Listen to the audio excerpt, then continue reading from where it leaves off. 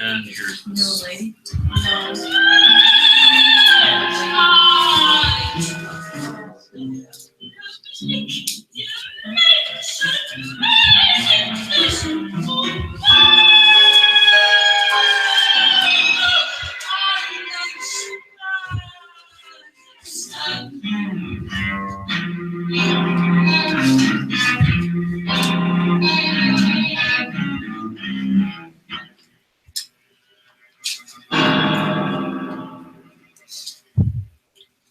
So now here's the concommand that we have.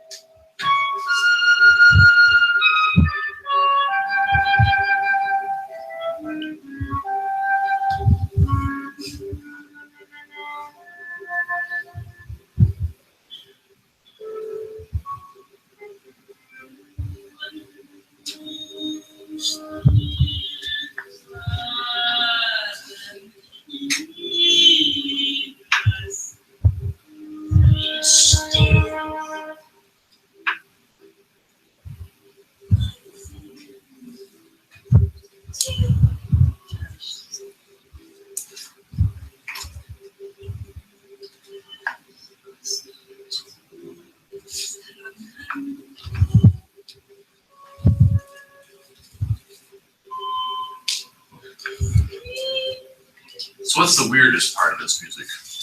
Go ahead. I just had a question. Yeah. Where the notes are for the vocalist? Yes. It has little symbols on the stems. Yes. What are those mean? That's exactly what I was asking. Oh. So yeah. So what is the weirdest? Well, that's related to what I was asking. What is the weirdest part of the music? She doesn't hit it exact pitches. Okay. She's swooping up and down. She sounds like what?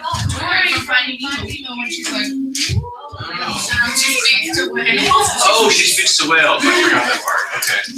You gonna say anything else? I was gonna say she's not hitting the notes. She's just getting into the melody is like a guideline for where she should be going up and down. And that's why the notes are X'd like that. So what is this called? This technique? The Sprechstimme. Sprechstimme. Two words in German put together. Sprech means speech, and Stimme means a song, right? So speech song, Sprechstimme. And it's a technique that had been used by other people, but Schoenberg really made it into something special. And how is that expressionist? How is that like the expressionist paintings that we saw? You have an idea about that? I mean, because the melody's not always followed note for note, then different singers can interpret different huge leaves versus kind of smaller leaves and create their own kind of interpretation on it. So it'd be expressionist in that way.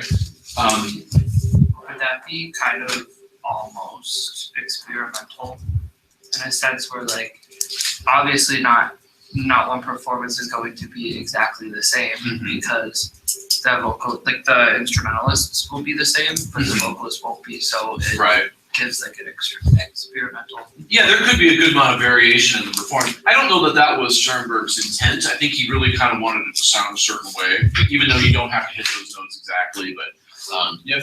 Well, it's kind of expressionism because it's the inside reflecting out rather than the outside reflecting in. So, your voice is very internalized. Yes. Hitting those notes in the relative note range. Swooping is kind of your own voice speaking out. You can't I couldn't do it the same way that Afton could do it.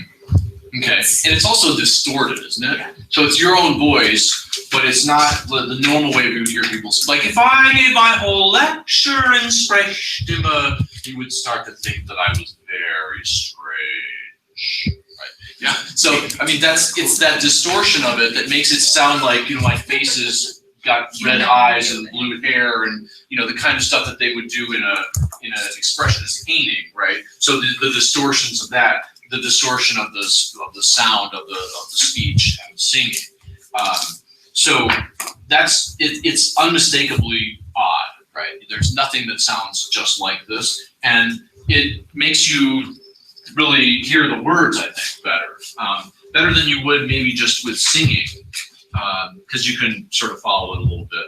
All right, so that's one thing. And the flute part it's also unusual to have just a solo flute with the singer, right? So it's another new combination. This piece has a number of new instrumental combinations.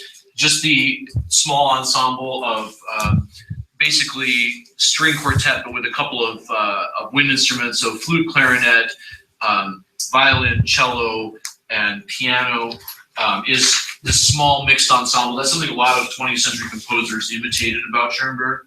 Let's look at one more piece of this, and that is Die Kreutze on the next page there. This has a little larger ensemble, and you can hear a little bit more of what Schoenberg is doing. Let's see if I can find the right spot. Okay. 22, we should be right about there.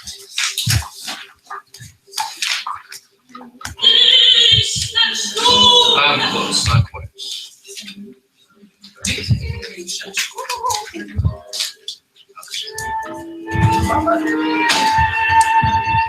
Just right before Die Kreutze.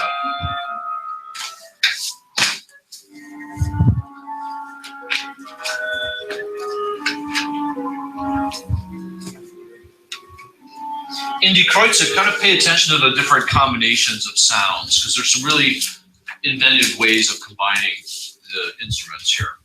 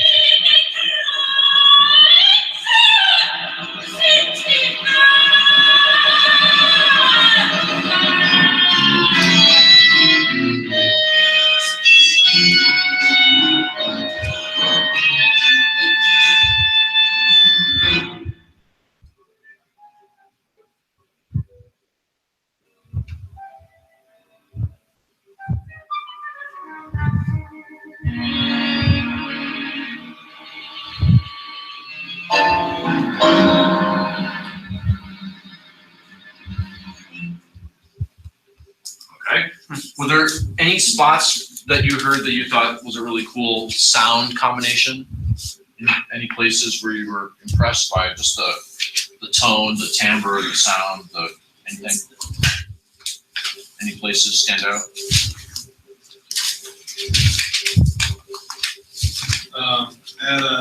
Right, I guess it's measure 11. When it goes kind of back and forth on the tritone, and then they just hit the same note a bunch of times, that was really eerie. I think just in general. Yeah, what is going on there in the strings? Why are they all in small notes? Are they The muted? circles over them. What does this? What does a circle over the string mean? Doesn't mean mute. We don't have, Dan, do you know what are the circles over this? Harmonics. Oh. Harmonics. So how do you, what does that mean on the violin? Like, how do you play that?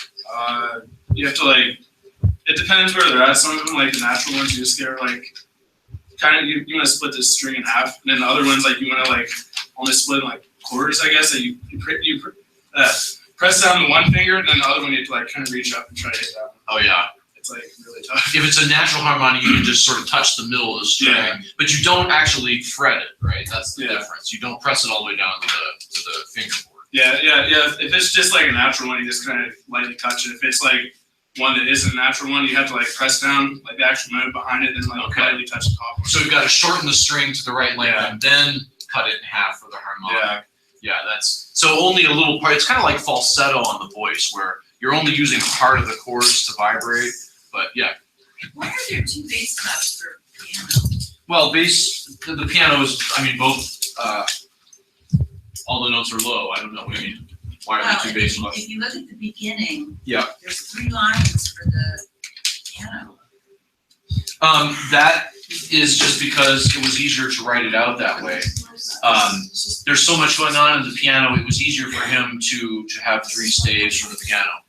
So that occasionally happens. Have you ever seen? Oh yeah, that occasionally happens. Especially if you have a real distinct texture like high and low or something, where you've got a lot going on in the upper part, and then you got to swoop down and Extra arm. Yeah, right. So that's why there are 3 staves. But at that place at measure 11, the piano also does something really cool.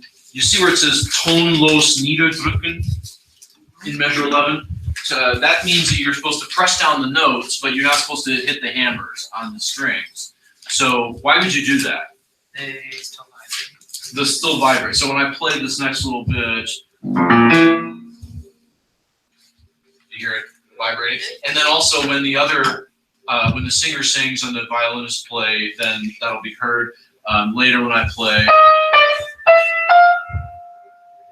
that'll ring out, right? So those strings the dampers are up on those strings, so they can vibrate and take the harmonics from the other notes. So that's inventive, and this goes on the next little page there with all the strings going super high, and he marks it triple P very quietly without expression, right? And so they're soaring way up there in those eerie registers, while the voice is super low, and then the piano has these little, staccato. It's so inventive. If you think about the music that other people were writing in 1912, it's just, how does he come up with this stuff, right? And you could mine so much of Puro Lunaire. So much of Puro Lunaire was mined by later composers who were looking for cool effects and things to do. Flutter tongue on the flute, right? All those sorts of things are used here. So it's a good expression of the poem, I think. Now, how does he put this music together, right? Because this is not yet 12-tone system. So he can do anything he wants. He has no rules whatsoever, except that he's trying to avoid tonality. And he actually found that to be a burden eventually, and that's one reason why he invented the 12-tone system. But how do you analyze this music? If you wanted to analyze it, what do you do? Did you analyze any early Schoenberg? Like set classes? Set classes, yeah, pitch set classes. So that theory was invented much later. Like Schoenberg wouldn't have recognized pitch class set theory. He wouldn't have known that theory. But now we understand that, there are little cells in this music. So, for example, in the left hand of the piano, it has these 3 notes. And that is a little cell that's used in various ways throughout the piece. You can see it in the that little cell is used in the singer. The singer also has it in places like on the top of the next page, 454, when she sings Heilige Kreuz, there's that same motive, right? Half step plus a major third, and it's used throughout the piece. And you could, if you were going to do some serious theory, you could chase down all the various ways that he manipulates that little cell, right? So, just as another example, measure 15 in the bass of the piano. There you have the same thing, but it's reversed, right? So you could go crazy finding all the little permutations of that little pitch class set in the piece and how it's transposed and reordered and so forth. So that's one way that he organizes this music and makes it coherent to himself. But it's harder in a way to write this than it would be to write 12-tone music, because with 12-tone music, at least you know what the notes are supposed to be or what the possibilities are. You set some boundaries for yourself, right? Okay, so speaking of 12-tone music, let's have our presenters come up, and if they could enlighten us a little bit more about 12-tone music. Quick question. Who didn't receive the fill in the blank worksheet? Did everybody receive the fill in the blank worksheet? Yes.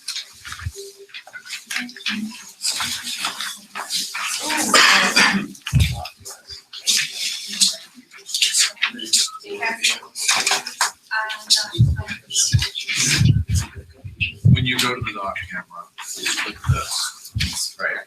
And it'll switch to the dock camera. And then on the dock camera, these 2 of us. So that's it.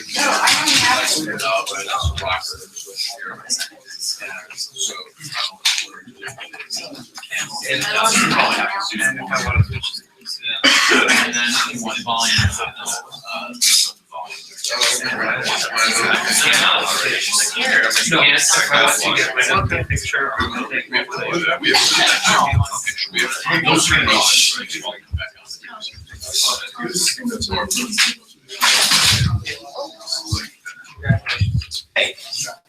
Thank you. See that?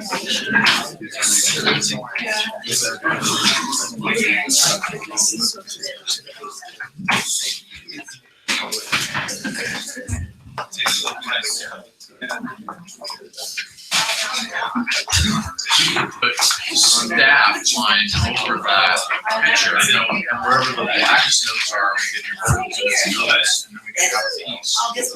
Yeah, I get it. There you go.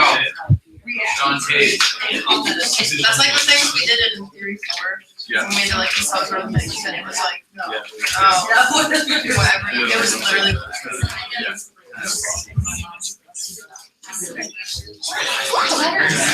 thought you it's gonna take me a while to get like much. I can look them up for you.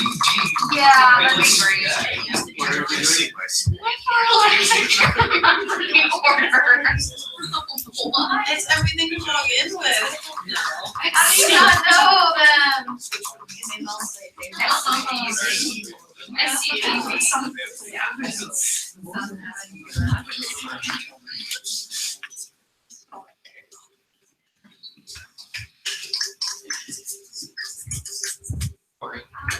Oh, you email them to me on your laptop.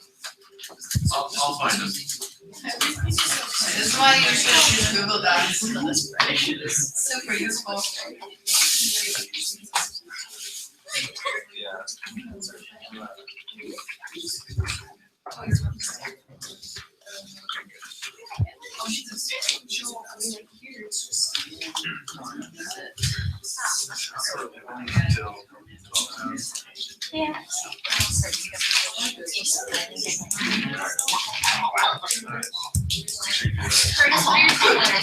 N, X, G, and V, as in Victor. Carry. This would be. There you go. Yeah.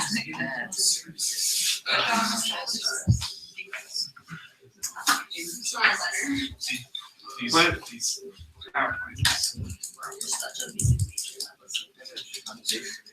so funny.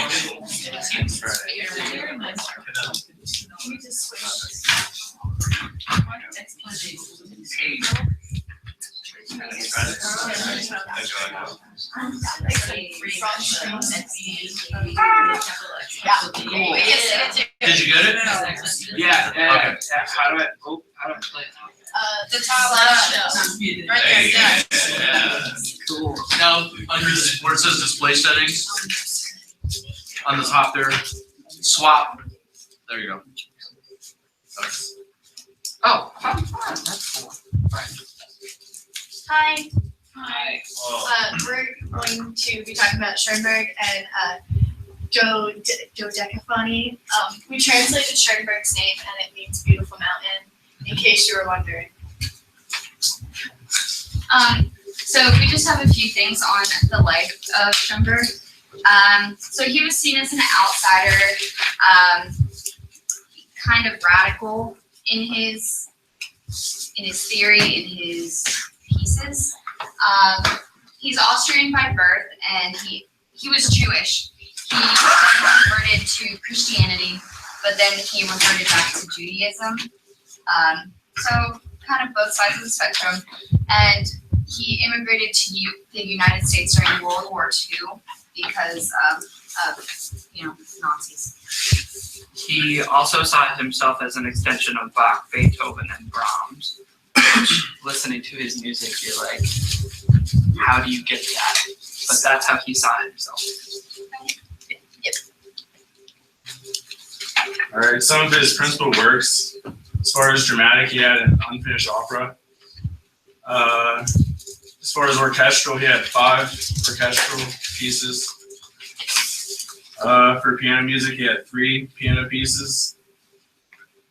For chamber music, he had that one.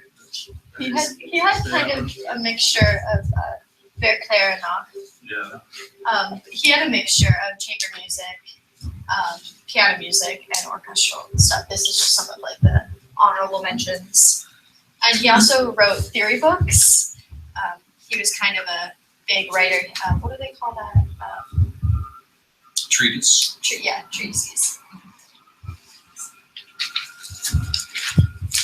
So he has 3 periods. We just divided them into his early period, his middle period, and his later period. So in his first period, he used a lot of advanced chromaticism. He avoids cadencing. He uses these thick harmonies and textures, and is able to explore musical boundaries and pushing the new limits of atonal music.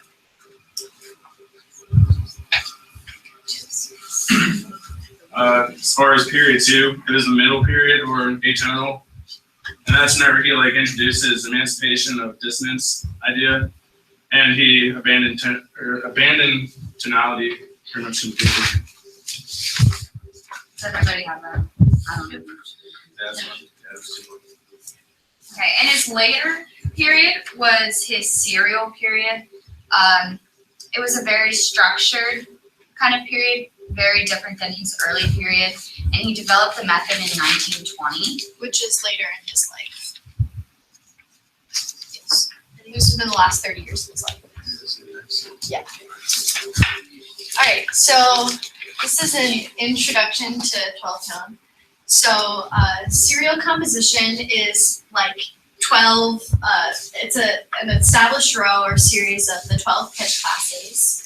And he coined the word, yes?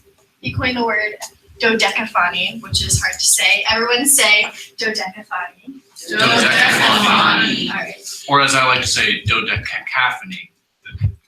Is that the actual word? No, that's not. Okay. It has cacophony in it. You see how that word says cacophony, which is noise? It's, yeah, okay. So that's the name of the actual row. it breaks away from traditional tonality with a large scale structure, which is very coherent throughout. He wanted to avoid a center or a principal note, so like tonic, unify the compositions motivically. Specifically, he does this a lot through rhythm, and he wanted to emancipate dissonance. So free dissonance, have dissonance be in the biggest, most unlimited way that dissonance can be expressed. So with 12 tone comes the 4 basic forms of a row. If you think back to your Theory 4 knowledge, has anybody not been in Theory 4 before? Okay, so basically we have a 12 by 12 box, and Molly can pull out I'll the just matrix pull it really quick. And basically the prime form of the row, or the original, will be right at the top. Yeah. This is what a matrix looks like. This is a matrix that Schoenberg uses in the Preludium, which is found in your anthology. And basically, the prime form of the row will go from in the top, and then every variation on that form or transposition will be from left to right. Yeah.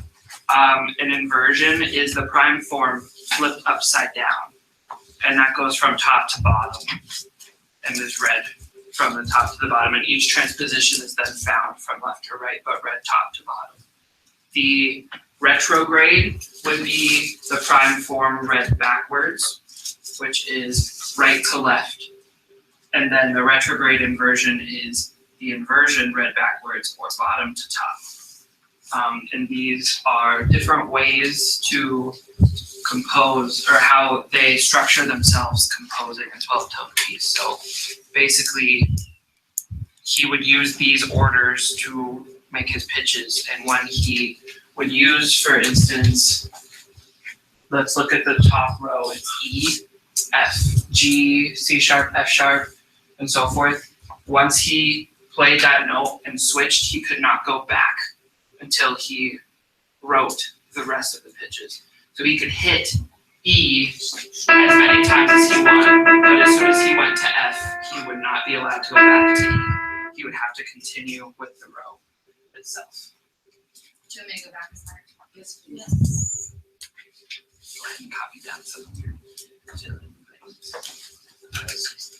The rows are simple. The rows are labeled according to the prime. Oh yeah. So you would, if it is like prime 1, the retrograde would be labeled, the retrograde of that row would be labeled retrograde 1, even though it doesn't necessarily start that way. it'd be abbreviated. And it's the same with one. inversion. Are these, you talk about the rules, like you can't go to F until you read Z. Is that something that he came up with, or? Yeah, his method is you pick a row that you want, and you start from one end and you ring the pitches in the order of the row, and you ring them in order. Okay, but that was his, like a game or something? Think of it as a musical crossword puzzle. Okay. You fill in the blanks on your score as they appear in the row, and you can't go back and forth. You have to go in the order. The rhythm is up to you. The amount of times you repeat a single pitch is up to you, but as soon as you leave that pitch, you have to continue on with your row. You can't go back But I and mean, forth. that is independent of the actual rules. What I'm wondering about is, did he come up with those rules just as Yes. like a crossword puzzle or something? The reason he did it is to get away from tonality. And this is just his way to avoid tonality, to Emancipate dissonance. kind of get rid of the concept of dissonance and consonance, because now each pitch is important in its own specific way. Each pitch is also unimportant In its in its own specific way. And the thing with rows are There are some good rows and there are some bad rows. It's just like there are some good fugues and there are some bad fugues. It's just up to the person who decides if they're good or bad. Some sound really good, some sound really bad. And sometimes within these, within serial compositions, they do have certain types of traditional form aspects that we see throughout. So variations, sometimes there's like a little bit of sonata form. You can trace traditional methods of composition to how he composed his serial compositions. And earlier Dr. Balmer mentioned the phrase pitch class. And that's basically, they take away the letter. So you would see the note C on a staff, but that's classified as a 0. You'd see C sharp as 1 chromatically going up until 11. Also So- B flat. So it's like C sharp and B flat are both 1. So we have, this would be C, but now this is 0. 1, 2, 3, 4, 5, 6, 7, 8, 9, 10, 11. And what would be 12 is just a repeat of 0. And you would just go from 0 to 11 continuously. So, Also, his row doesn't necessarily articulate octave displacement. So you could have like 0 and like let's 4 or whatever, and then when it comes back around, you could always play it like instead of. It doesn't necessarily have to go in the same order octave displacement wise.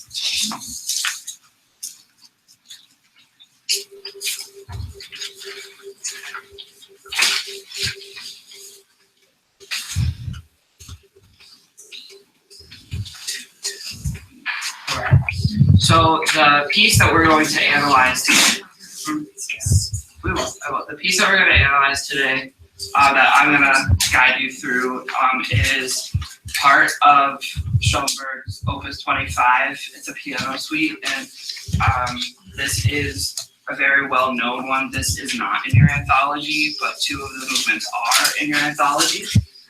This is called Gavotte, and we're going to play Gavotte. Gavotte. Sorry.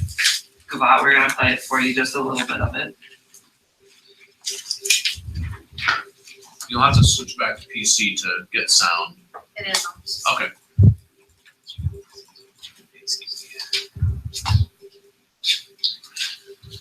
And then turn up the volume on the thing.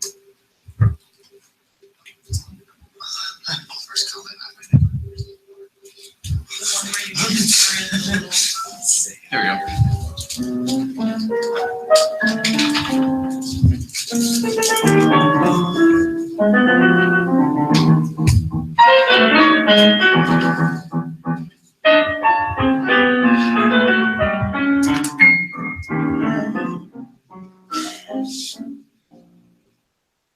So that's a lot to look at. So we're gonna switch to the dot cam. And, oh, it's really zoomed out.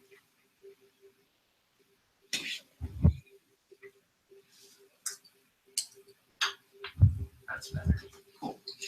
Can everybody see this right? Bigger? That's great. So, before we start actually analyzing, does anybody know what a gavotte is? Gavotte, sorry. I'll say a gavotte, right? Gavotte, it's a dance. What kind of dance? Country dance. It is a Baroque dance, right? A duple meter, and it usually begins and ends in the middle of the bar. It typically stresses beat 2 of the bar, and it's simple in rhythm. This might not look super simple, but Schoenberg uses a 2-voiced simple orchestration of the piano, which is also typical in Baroque music. And since he used old forms, a lot of people criticized him for not creating a new form with his new musical language. But he liked to think that using old forms will make his new music language even more powerful, because he can take the old form and contribute to it. So the beginning melody, we're looking at the first three measures, is divided into two tetrachords, or groups of 4 pitches. The first one starts here.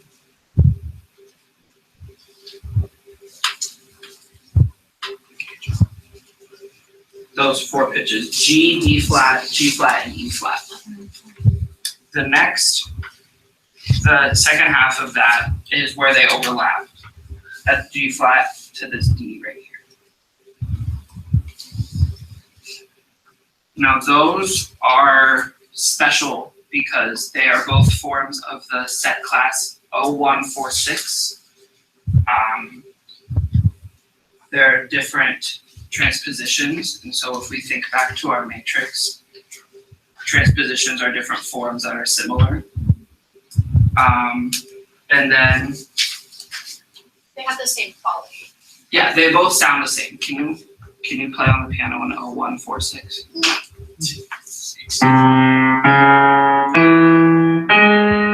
Pump it. Yeah, so all of the 0146s will sound similar to that, in the sense that they're all made of the same intervals. Yes. You know what, what set that is, like 4, what? Yeah. So it is I got you. Just the one with the boss. 7, 6. It is 1467. That is its prime form. Well, no, I mean like 4 dash, like there should be a number. It's Z15. Z4 dash Z15. Okay. Yes. I don't know what that means, because we didn't get into that so Sorry. But so they're all transpositions of 0146. A really cool quality of this is that the first one starts with a tritone and the second one ends in a tritone. They're displaced through octaves, but when you get them to the closest interval possible, they are tritones. G to D flat and A flat to D. Those are all tritones. The next set of this would be, they begin with 2 sets of 0236, which are these, and then these. The first one I circled, the first 4 pitches you see, is it is T7I of 0236. And what does that mean? It means 0236 is inverted and then transposed 7 times. And then that is that pitch class. The second one is T2I of 0236, which means 0236 is inverted and then transposed twice. Something kind of interesting about this is if you take the first and you transpose it 7 times, you get the second one, which is kind of interesting. Now, so we looked at the top, the right hand. What is going on in the bottom hand, in the left hand? These, those 3, those 3, and those 3. Those are all overlapping 013 set classes. And those are all important because they're properties of the row that Schoenberg uses. And these row properties apply throughout the entire piece. If I wanted to analyze the entire piece for you, it would have taken longer than the whole class. But what I did do,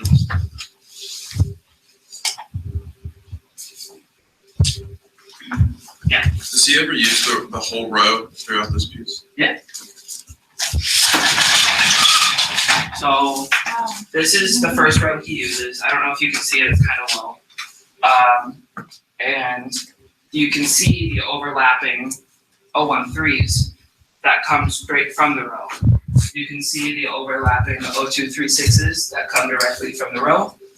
The 0146s that I talked about come directly from the row. And then the tritones that we talked about are all properties of the one singular row that he used, which is really awesome and really cool. And it's very interesting compositionally to look at that and see that it all came from just the way he ordered the pitches.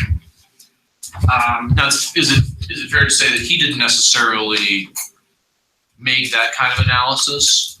I mean, he didn't know set theory. That was invented long after he was dead. So He probably didn't know that 013s and 0236s and 0146s were present in his row, but he probably picked that row because he liked the certain sounds that they made when grouped together. Because he uses them all throughout the piece, he had to have liked the way 013 sounded moving together. He probably studied the way the intervals worked instead of picking a set class, but set classes are just transposed intervals. So he didn't take into account that 013s and 0146s were present, but he definitely liked the way when they were clustered together and struck on a piano, he liked the way they sounded. Especially the tritone, because he leaves tritones all over the place. So he didn't just let his cat walk on the keys of the keyboard, is what you're No, saying? definitely not. That might have been an inspiration. You're not convinced? I The feel like last it could have been an thing before inspiration. everybody gets up. Oh yeah, pull that down for me. Thank you. I went ahead and I did some actual like color coding. You can see this measure is a P4. Then he starts a new row that ends right here, which is I10, which is the row inverted to the 10th. Then he does a prime form of that, and then he does another inverted form, and another inverted form, and then another I4, and then another P4, and so forth. And So this is very different than what he does in the prelude, where he has in the right hand one complete row form and Yes. left hand one completely different row form. Yeah, in the prelude, which is his first movement of it, he has, you can think of it kind of as like bitonality, where one row is being played in the right hand, while another row is being played in the left hand. And he uses things just like making a melody out of it, but he also strikes different sets of 2s and 3s from the row to make a sort of harmonic progression, you could think of it as. So he definitely uses so many different ways, and basically his piano suite is a really great way to do that. If you ever want to study 12-tone, or you ever want to learn how to write it, literally just just look at his piano preludes and all of that entire suite, and it basically sets up all the rules he used. All right, we're out of time.